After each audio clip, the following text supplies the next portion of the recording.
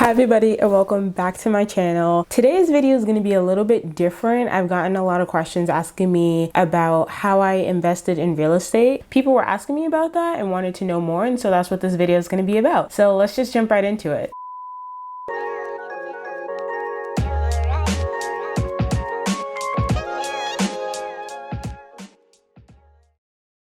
So when I was 23, and I have notes on my laptop, so that's why I'll be looking up and down just to make sure I hit all the points that I want to hit today. So when I was 23, I bought my first real estate investment property. This sounds absolutely crazy, but try to stick with me. And I just turned 24 last month, so this happened about 6-ish to 8 months ago. So let's start from the beginning. So when I first started my engineering job, I was making a lot of money and I was saving a lot. And I made a budget for myself and made sure that I was spending below my means and saving at least 20% of my salary after taxes and after maxing out my 401k. And I actually made a video about that, like I said earlier, about my salary breakdown. So if you want to look into how I spend my money, the video will be linked down below. So anyway, when I first started my job, I was saving a lot and making sure that I was living below my means by not having as much expenses, meaning I made sure that I was saving on rent by having roommates. I made sure I wasn't eating out as much and making my own foods. Phone bills were low, that my car insurance was low,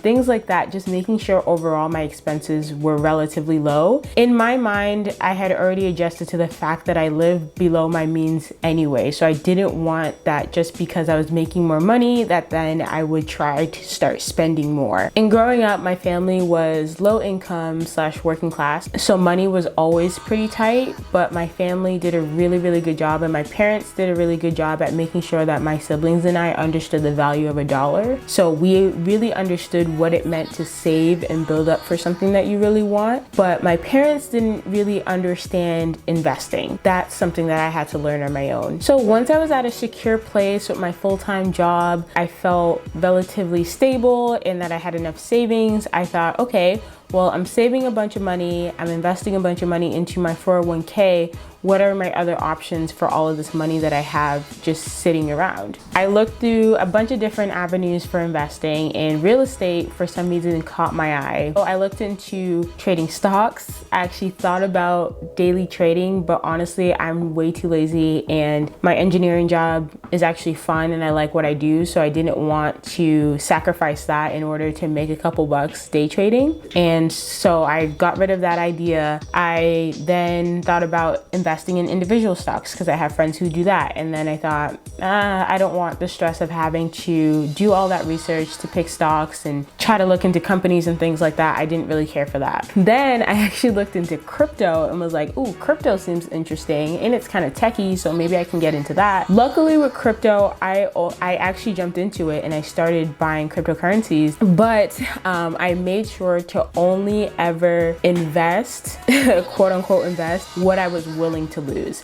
And I did lose all that money that I had invested in. And actually what's interesting is when I was growing up, for like a couple years, my dad was a real estate agent. And so he worked as an agent, and then he also owned like 2 or 3 homes, and 2 of them were for investing and then 1 of them was our primary. Through that, I was kind of able to see real estate through his eyes and what he was doing, and he really loved it. But then the housing market crash happened in 2008 and we ended up losing everything. He lost his job and then we lost all the properties. But even after that, I kind of realized that my interest in real estate was kind of always there. I didn't understand much about investing in real estate, but I knew that I had enough interest to want to learn more about it. And so I did a crap ton of research. So Reddit and BiggerPockets were 2 of the sites that I perused the most. There's a subreddit for real estate investing, there's a subreddit for financial independence. So I would go through those and just look at people's firsthand experiences with dealing with real estate, like what people were doing that was working for them. BiggerPockets is the site for people in real estate. So whether they're investors or realtors or lenders, whoever who are interested in real estate investing, they're on this site and it's kind of like a little community.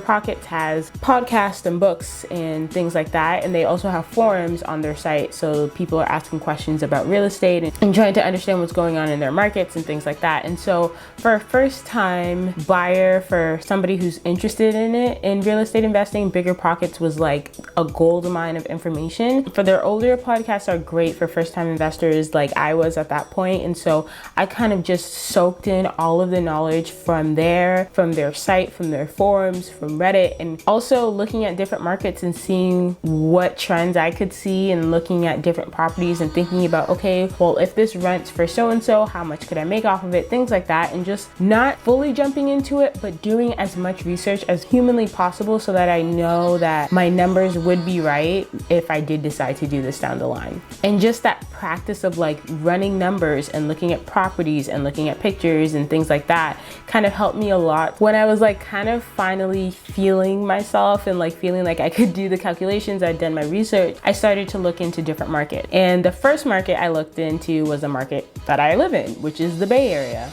And I quickly found out that that would be a no. The Bay Area is incredibly expensive if you didn't already know.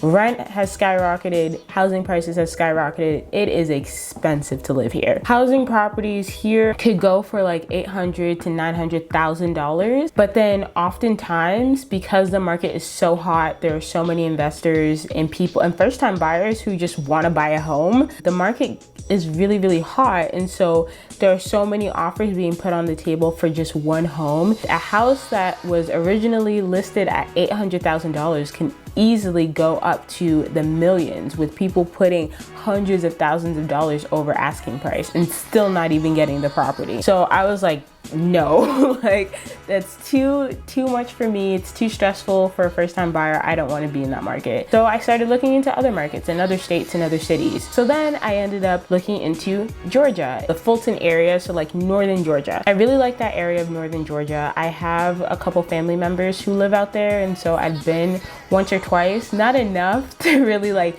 know the real estate market, but like after doing a bunch of research and like running the numbers, I was like, oh, this could end up working out. I ended up actually finding my real estate agent on BiggerPockets on their website. So when you sign up for an account, you can kind of look through the directory of people that they have, and a bunch of realtors are on there and they are willing to take in new clients. I only reached out to her when I was definitely ready to start making offers. I had done my research. I decided this is what I want to do. Let's put in some offers. And I already had the down payment saved up for a home. I had closing costs saved up. So once I knew that I was like definitely going to do this, that's when I reached out because I didn't want to waste her time. So I started working with my real estate agent in February of 2019. Then that's when I started getting pre-approvals from different banks. They're able to help you kind of navigate and kind of tell you what your purchase price is. And you also should kind of do this process with a bunch of different lenders, because the rates can change depending on the lenders you go to, and you can kind of negotiate with other lenders to figure out, you know, what's the lowest you can actually get. And also rates change depending on a lot of things, but if you're an investor and you don't plan on actually living in the home yourself after you buy it, then the rates are a little bit higher because it's a little bit riskier for the bank to take you on and to take that loan on. And then also for investors, you're expected to put down 20 to 25% for the down payment on the home. Since I was working full time and I obviously live in California, I couldn't pick up and go visit all of the houses that I was interested in. But luckily, because I made that connection with my real estate agent, she is so awesome and she's willing to go to any of the houses and tour them if I wanted her to. She would also always put together this like packet of information, which includes the house, pictures of the house, comparable homes in the surrounding areas, her kind of opinion on what the asking or offer price should be for the home.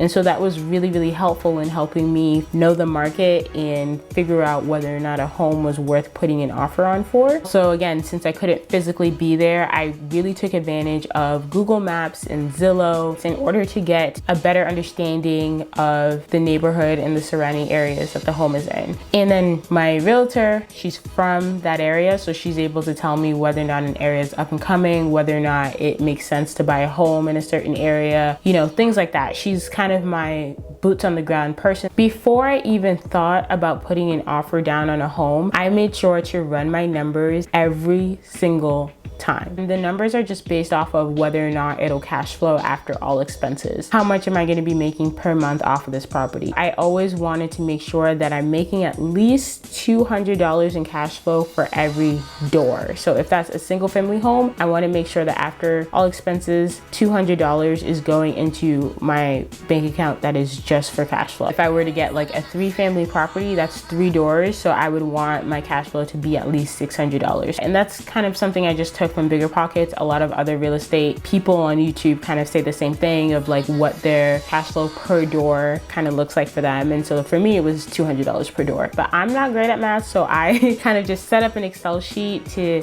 spit out numbers depending on the home, and I can show you exactly how that goes. So I'm going to take you through the Excel sheet that I use and the numbers that I look at when I am interested in a home and possibly planning on making an offer. These numbers are kind of the make or break factor into whether or not an offer from me goes out to the sellers.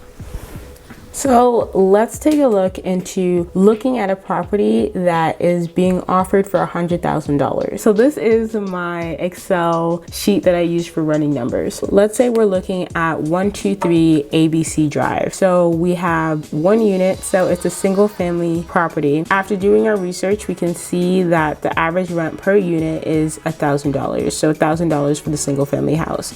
And we also want to be able to bake in costs for vacancy. So if we have like a month or 2 where we're not able to get a tenant, we want to bake that into our formula so that we can still see some type of cash flow at the end of it, and we can have money adjust for when things like that happen. And so that's at an 8%. And so we look at property management fees with off of the $1,000 that we have for rental income. We're looking at 8% for property fees, 7% for repairs and maintenance, and then another 7% for replacement reserves. And utilities, I usually guess that I can just pass those off to the tenants of the home, especially if it's a single family house. Property insurance, depending on the house, it kind of depends on the house, but we can assume for this one it's $50 a month. Real estate taxes also depends on the house and the area, and I put it in at $80 a month, which is pretty conservative for both. So those are our monthly operating expenses, which is $350 a month off of that $1,000 in rent. The down payment, so off of a $100,000 property, our down payment is going to be $20,000. Our loan amount is $80K. Our monthly cash flow before taxes is $164.65. To me, this is a little bit low. It's not something that I would invest in because I think I said it earlier, but when I'm investing in property, I want my total monthly cash flow per door to be at least $200 a month. So this would be way too low for me. Let's say we could get rents up to $1,250. Then we can look at what our cash flow would be. Now we have a cash flow at $339 with a cash on cash return of 19%. A lot of people will do the rent divided by the cost of the home and see whether or not that is 1% or greater. If it's 1% or greater, you know that you're going to cash flow, and that's like very quick math that you can do.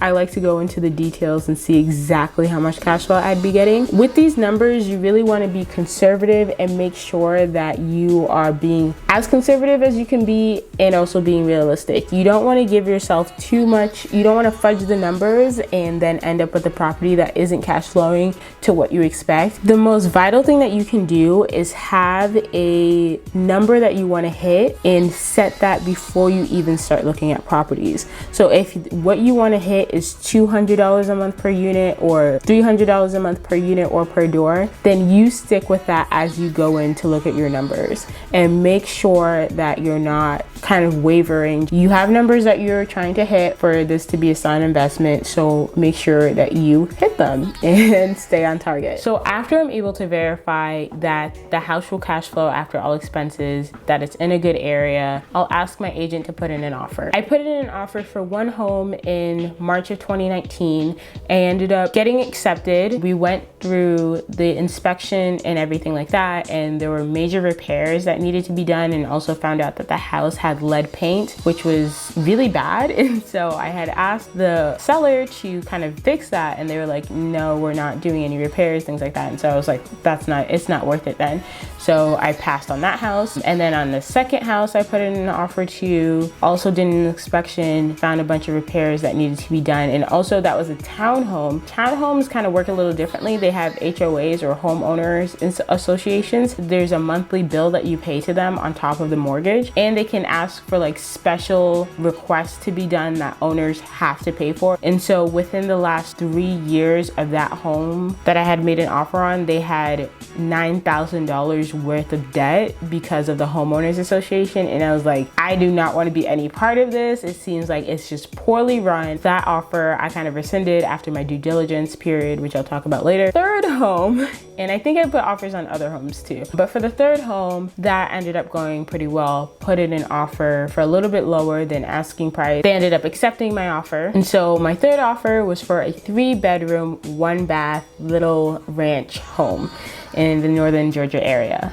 And so that was my first property. And so after the offer was accepted, due diligence period, where you're able to do your inspections and figure out if the house is what the seller says it is. At that point, I get to do all the research I want, ask for whatever documents I need in order to make sure that this is a sound decision. And I also had to pay for the inspection out of pocket. I had to do that for all of the homes that I went into due diligence periods with. Every time I did an inspection, it was about $400. All of that was out of pocket, and I don't get that money back, which kind of sucks. But did my inspection for this property, and then it ended up coming back that not that many repairs needed to be made. The repairs that did need to be made, I was able to negotiate with the seller and get a couple $1,000s off of the original offer price. After the due diligence is done on my part, then everything goes to the bank, and they have to do their due diligence on me as a person that they plan on lending money to. And so they ask me for a bunch of documents, and then they go out and they do their due diligence on the home and making sure that they do their own internal inspections. They do appraisals on the home. I ended up buying the home for $15,000 less than what it appraised for, which is awesome.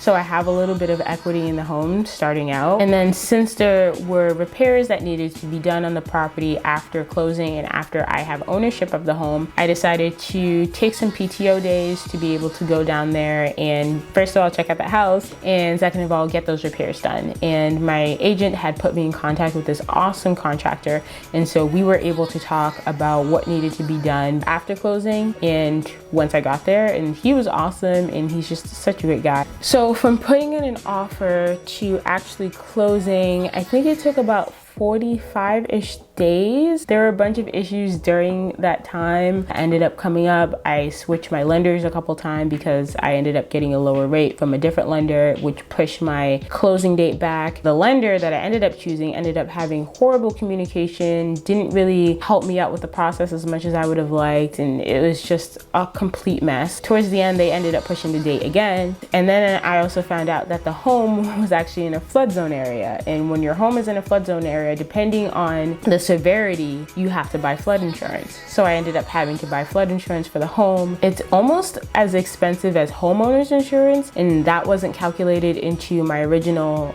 research that I had done on the home, so that was really stressful. But luckily, even after adding the flood insurance, it still cash flowed to the target that I wanted it to cash flow at, and things ended up going well, and I had closed on my property in August of 2019. So then I went down to Georgia to check out the home for the first time in person and to let the contractor in so that he could do his repairs before I was able to show it and rent it out to prospective tenants. And luckily the previous owner had done a bunch of repairs, so I didn't really need to do much, and my contractor was so nice and he cut me a break on a couple things, because at that point my bank account was depleted. I didn't have, after the down payment and closing costs and repairs and everything, my bank account was depleted. So that was really nice of him to help me out in some areas. And then they also painted the front door a really cute pop of color so that it would look really cute, and I can put in pictures of what it looks like I don't know if I have pictures from before the repairs, but I'll just throw in pictures around so that you can see what the house looks like.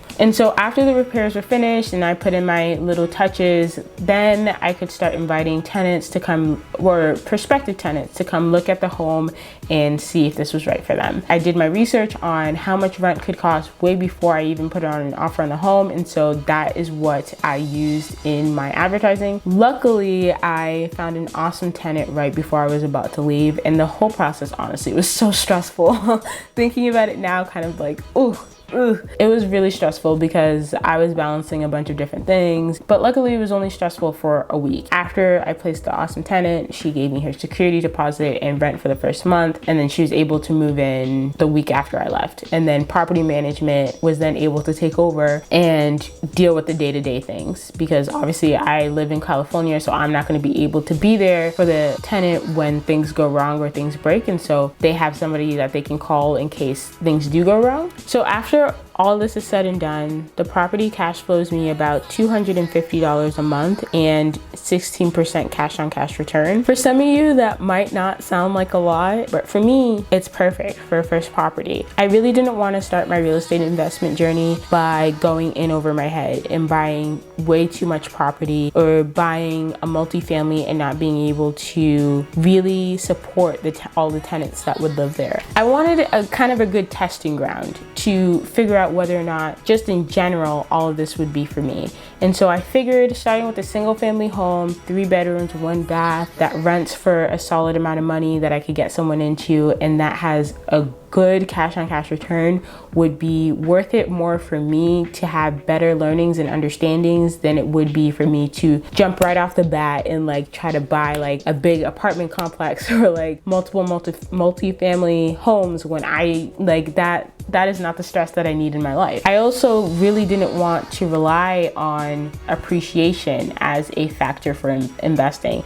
And honestly, that kind of sounds like gambling a little bit when you really think about it. Based off of appreciation, you're kind of trying to bet on the fact that one day it'll be worth a certain amount of money. And I didn't want to do that. I felt like if I was going to do this, I wanted to do it based on strictly numbers, based on cash flow, based on things I could see right now, here and now. And obviously there were some things that came up that I wasn't really expecting, but luckily they were small enough things that I could then use in the next property as like learnings and know what to look out for. And honestly, real estate investing in general is risky, but it doesn't have to be a gamble. As long as you know your numbers and you know what strategy works best for you, like you could go into it and decide, I don't want to do renting or buy and holds, I want to fix and flip a property. Fine, you can do that. And obviously, like I was saying earlier before, appreciation isn't for me. Maybe that's for you. Maybe you decide that you want to buy a home in the Bay Area or in Boston or in New York City and decide, I want to buy this home, hold it for a while, and bet on the fact that one day it'll appreciate 20% more than it's worth now. That is completely fine. But for me, I knew that for my first property, for the first jump into this thing, it could not be based off of numbers that I couldn't see, you know, and that's just kind of how my brain works. Like, I'm very logical in how I do things, and so if the numbers worked and if the numbers were right, then I could proceed. And so the goal of this is to do this every year. I would love to be able to buy a property every single year. I've actually been looking into buying another place, but with everything that's going on, I don't know if that will necessarily be possible this year. And I plan on doing this by, of course, using my savings and by reinvesting the cash flow from the properties that I own. And so that $200 or $250 that I'm making off of this first property, that's not going into my pocket. Like, I'm not using that to buy Chipotle or whatever else. Like, that goes into a separate savings account that I then plan on using for the next property that I plan to buy. And I kind of just want to keep that cycle going until I get to a point where the cash flow that I'm getting is equal to or around that of like a full-time job, because it kind of is a job and it's definitely a business that you have to run when you own properties, if you own more than one. And so you kind of have to treat it like that. And so I would like this business to get to the point where it's actually making a full-time income, because that would be dope. And I don't plan on giving up my engineering career. I love it too much. I love what I do, but I think that real estate is also something that I like really, really love. And it's something that I have the privilege and luxury to be able to even get into. So as for my advice, I say start early if you can, but make sure to do your research. Please, I beg of you, do your research, run your numbers. Real estate investing is risky in and of itself, but it doesn't have to be a gamble if you do your numbers correctly. We're going into a weird time, so obviously right now might not be the best time to start investing in real estate, but you can take this time to do your research and figure out whether or not it's right for you. I really hope you like this video. If you have any other questions or want to know more about it, please leave comments down below or any video ideas. I am an open book and I'll tell you what you need to know. But yeah, thanks for watching and I hope to see you back soon.